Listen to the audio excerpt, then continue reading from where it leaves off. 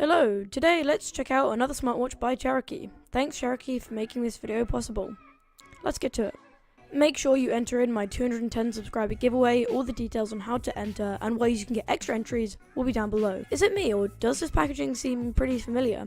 Yeah, it looks quite a lot like Apple's smartwatch packaging. Well, it's not a bad thing. Apple do package their watches very nicely. So, the user's manual, as procedure, comes in 5 languages. If you've never used a smartwatch before, this is actually fairly useful. But I'm going to tell you everything you need to know about the watch and how to use it, so you can probably throw this in the trash straight away. We also have the included micro USB charging cable. This is so short, it's almost completely useless, but it's good to get started if you don't have one already. All that's left to look at is the watch itself. So, on the front top, we have the camera and the microphone. What's a little bit different about this camera, however, it's a point and shoot. Instead of being a front-facing, you can point it at what you want to take a picture of, which is kind of nice. It allows you to take pictures of more important things than your face. Also on the front, we have front-facing speakers, which work fairly well.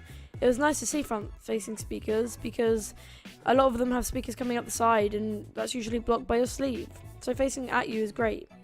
Here is a wristband. It has a really nice rubbery texture, and it attaches up like a normal watch, which is nice. You don't have to rely on any magnets or anything fancy. It just works like a normal watch. This also looks kind of more premium, which is surprising as it's pretty much as basic as it gets.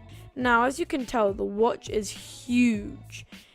On my wrist, I can't wear it. Not only is the strap too big for me, but the watch is just so big it would always be catching on your sleeve, and it looks ugly because of its size. Here's how it compares to an already large smartwatch by Chereeki. I much recommend getting the one on the left as it fits anyone much better. But if you do want a big entertainment system on your arm, then this watch is good, but if you're a kid or a teenager, this is probably not going to be even fitting for you. But if you're an adult, it would work. I don't know if this is just me, but this is a huge con with this watch. The micro USB charging slot is so hard to open. It sounds really funny to say, but I have to use a flathead screwdriver to pop this thing open.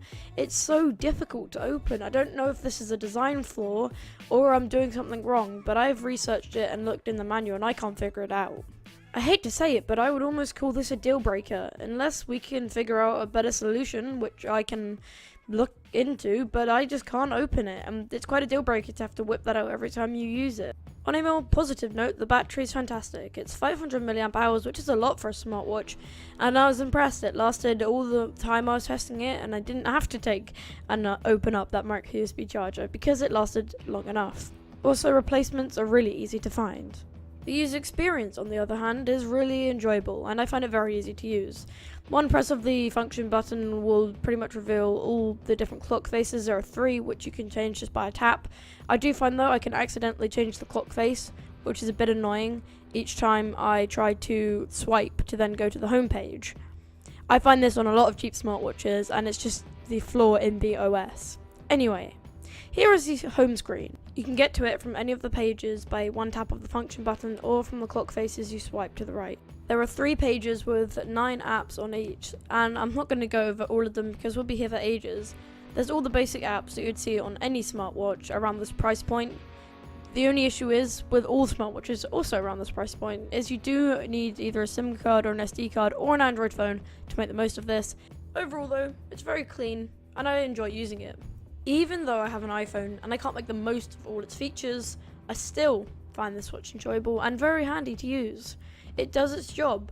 The main purpose for me is taking pictures on the SD card and using it to answer phone calls. As far as build quality goes, I can't really fault it. It's built extremely well. It also has a curved screen, but I find this a bit of a gimmick. Not only is the curve extremely small and barely noticeable, but even so, I find the viewing angles don't really change, and it's not that useful. It is just a bit of a gimmick.